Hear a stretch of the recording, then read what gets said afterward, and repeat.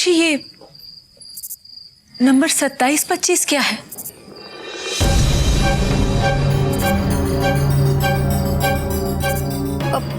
वो दीदी, वो जब बचपन में हम अनाथ आश्रम वालों को मिले थे ना, तो हमारे पास कुछ सामान था जिन्हें उन्होंने एक लॉकर में रख लिया था। उसी लॉकर का नंबर 27-25 है। हाँ, और चाचा जी हमें बस वही बताने आए थे और कुछ नहीं। लेकिन खुशी, तुम इतनी घबराई हुई क्यों लग रही हो? तुम्हारी तबीयत तो ठीक है? अब घबराई हुई? हाँ, नहीं तो दीदी, हम बिल्कुल ठीक है। हाँ, कुछ नहीं हुआ हमारी तबीयत को। चलिए।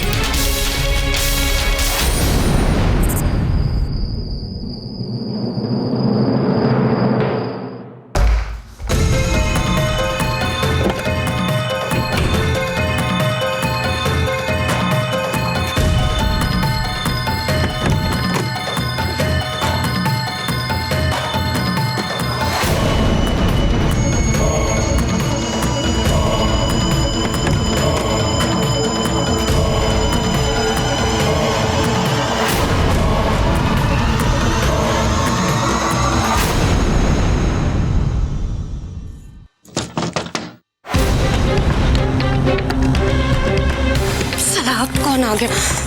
इस घर में लगता है किसी को एक पल का चैन तक नहीं। ऊपर से वो चड्डा।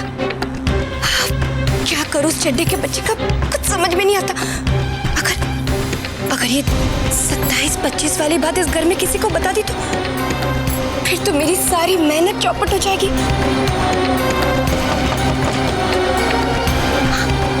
आती हूँ। पता नहीं किसका थोपड़ा देकर उठी थी मैं सुबह।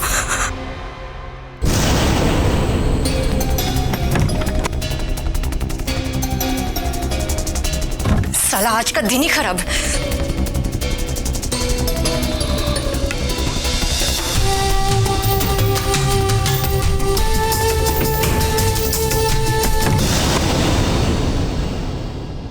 खुशी बेटा, क्या कर रही थी? इतनी देर लगा दी दरवाजा खोलने में।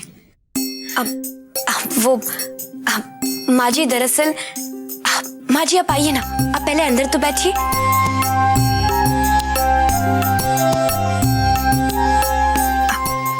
माँ जी, क्या हम आपसे कुछ मांग सकते हैं? हाँ हाँ खुशी बेटा, क्यों नहीं, और पूरे अधिकार के साथ। बताओ क्या चाहिए तुम्हें? माँ जी, क्या हम एक दिन के लिए देहरादून जा सकते हैं, अपने अनाथ आश्रम? देहरादून?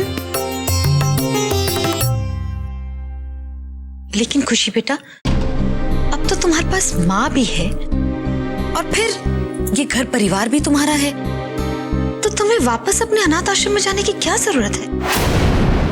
और फिर शादी में दिन ही कितने बचे हैं? ऐसे में दुल्हन का घर से दूर जाना अकेले ठीक नहीं। माँ जी, आपकी बात बिल्कुल सही है, लेकिन वो जिन्होंने हमें बचपन से पाल पोस कर बड़ा किया है, माँ जी बस एक बार, माँ जी बस आखिरी बार, कसम से, उसके बाद हम आपसे कभी कुछ नहीं मांगेंगे। बेटा मुझे तो ये सब ठीक नहीं लग रहा है, लेकिन फिर भी अगर तुम्हारी इच्छा है तो ठीक है। सिर्फ तुम्हारे लिए मैं एक बार संकल्प के पिताजी से इस बारे में बात करूंगी। बेटा मैं अभी आती हूँ।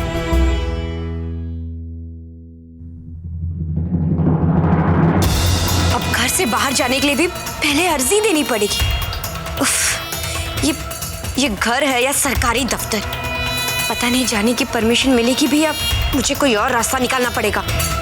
मुझे ये देखकर बड़ी खुशी हुई कि शादी की तैयारी में आप सब ने अपनी अपनी जिम्मेदारी को बहुत अच्छी तरह से निभाया है, पर इस सब में हमें एक बात नहीं भूलनी चाहिए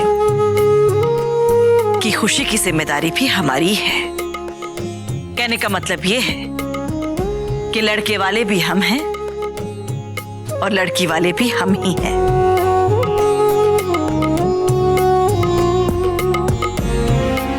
सिमर बेटा, लड़की वालों की तरफ से होने वाले सारी रस्मों की जिम्मेदारी मैं तुम्हें सौंपना चाहती हूँ। आप बिल्कुल चिंता मत कीजिए माता जी, मैं सब संभाल लूंगी। अब आपको चिंता करने की कोई जरूरत नहीं है, आपकी छुट्टी जो आ गई है।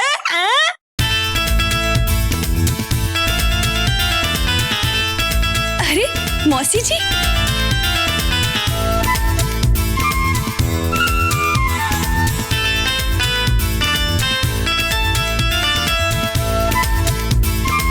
गिफ्ट।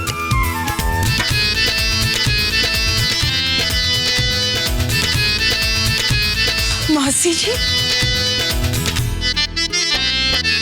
Follow me. नमस्ते।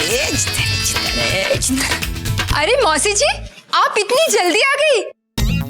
ले, मेरे आने से तुझे कोई प्रॉब्लम हो गई मिस चांदनी चौक? आप है भैया, हरी सब्जियां मैं जिज्जी के लिए गिफ्ट लाई हूँ, तेरा सर सजाने के लिए नहीं। चाचा का अंदर रख। हाँ चलिए ना। जिज्जी।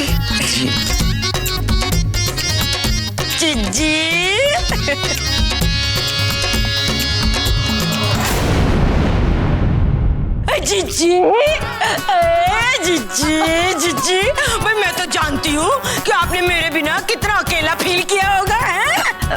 बैठो। हाँ, अब आई गई हूँ तो बैठूंगी भी।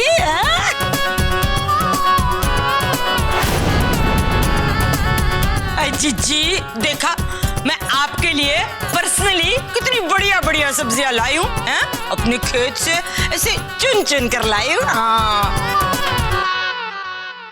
मेरे ख्याल से तुम बिल्कुल ही भूल गई हो कि तुम गांव मेरे लिए ताजी सब्जियां लाने नहीं गई थी, बल्कि अपने ससुर की सेवा करने गई थी। तो पहले ये बताओ कि उनकी तबीयत अब कैसी है? हाय जिज्जी, क्या बताऊं, बूढ़ा मरा ही नहीं, अरे गोलियां खाकर फिर जवान हो गया।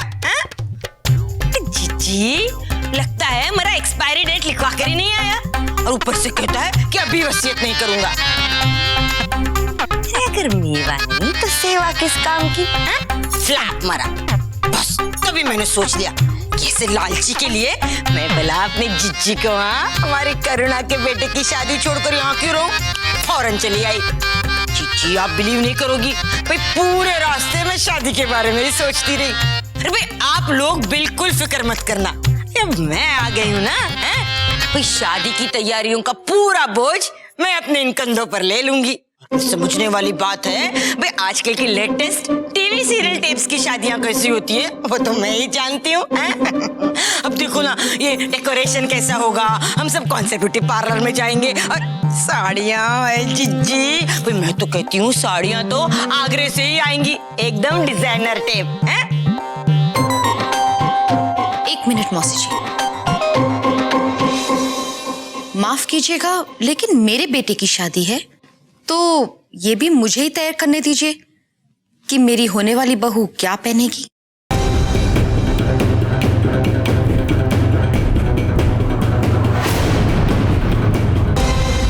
हाँ, तो ये तुम सब जानते हैं कि शादी तेरे बेटे की है, सास तू बनने वाली है भाई, पर हम भी तो उसके कुछ लगते हैं, शादी में हमारे भी तो कोई कंट्रीब्यूशन होना चाहिए, है ना जिज्जी? छोटी, इस बात पर मैं करुणा बहू का साथ देना चाहूंगी। कहने का मतलब ये है कि एक मां होने के नाते ऐसे फैसले लेने का पहला अधिकार तो उसी का बनता है।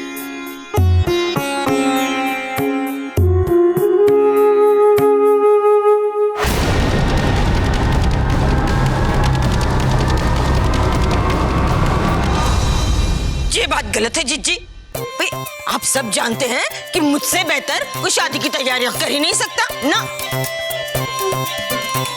ऊपर से मैं आपके लिए इतनी बढ़िया बढ़िया सब्जियां लाई अपने नाजुक हाथों से तोड़कर, फिर भी आप इस करुणा की साइड ले रही हैं? नहीं जिज्जी, भाई मैं कह रही हूँ, अगर शादी की तैयारियां कोई करेगा तो मैं, अगर नहीं तो मैं किसी से बात नहीं करूंगी ना।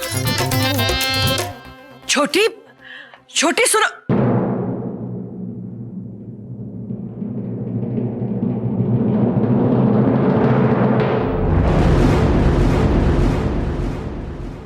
हे माता रानी, इसे शक्ल के साथ थोड़ी अकल भी दे दी होती।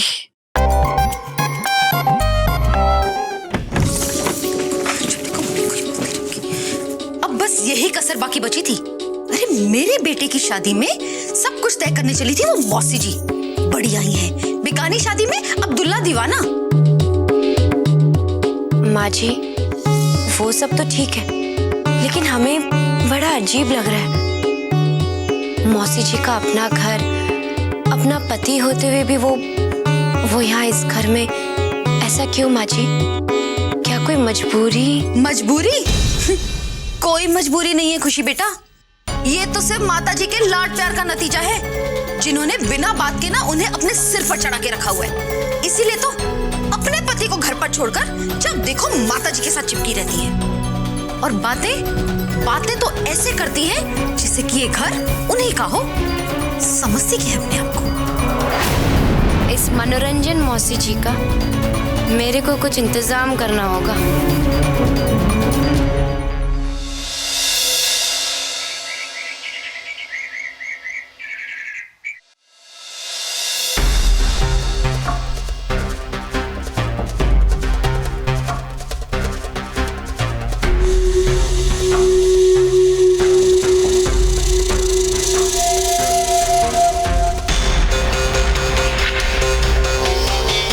मौसी जी, गुड मॉर्निंग।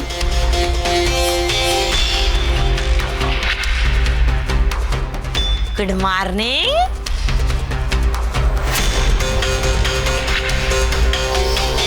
मौसी जी, आपके लिए गर्मा गर्म चाय। ये बढ़िया है।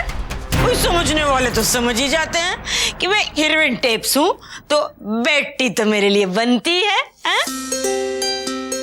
वैसे समझने वाली बात ये है कि आज तक इतने प्यार से बेटी मुझे किसी ने नहीं दी ना। जहर डालकर तो नहीं लाई इसमें, हाँ? अरे मौसी जी, ये क्या सुबह सुबह आप कैसी बातें कर रही हैं? मरी मजाक कर रही हूँ मैं, हाँ? अब ये चाय देगी कि आइस टी होने के बाद देगी? बेटी